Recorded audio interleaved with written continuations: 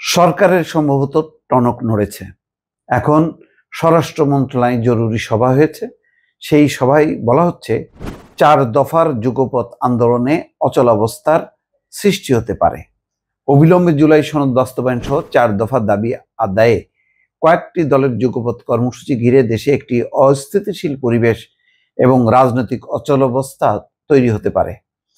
রোববার স্বরাষ্ট্র মন্ত্রণালয়ে আইন শৃঙ্খলা সংক্রান্ত কোর কমিটি সভায় এমন আশঙ্কা প্রকাশ করা হয়। বৈঠক সূত্র বলছে, একটি গোয়েন্দা সংস্থার প্রধান বৈঠকে কয়েকটি রাজনৈতিক দলের যুগপৎ আন্দোলনে নামার প্রসঙ্গটি তোলেন। তিনি বলেন, জুলাই জাতীয় সনদ সহ সংশ্লিষ্ট অন্যান্য বিষয়গুলোতে সমঝোতা না হলে রাজনৈতিক অচলাবস্থা সৃষ্টি হতে পারে বা তৈরি হতে পারে, অবরোধের মতো পরিস্থিতিও তৈরি হতে পারে। আলোচিত একটি দল এই আন্দোলনে নেই বললেও শেষ সময় তারাও যুক্ত হতে পারে। তখন একটি বৃহৎ রাজনৈতিক দল একা হয়ে পড়ার সম্ভাবনা রয়েছে।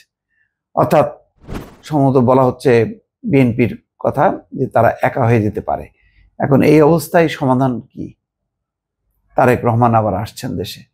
সব মিলায় চলতি মাসেই একটা কি বিপদ ধেয়ে আসছে কিনা, রাজনৈতিক বিপদ বোঝা খুব মুশকিল দর্শক।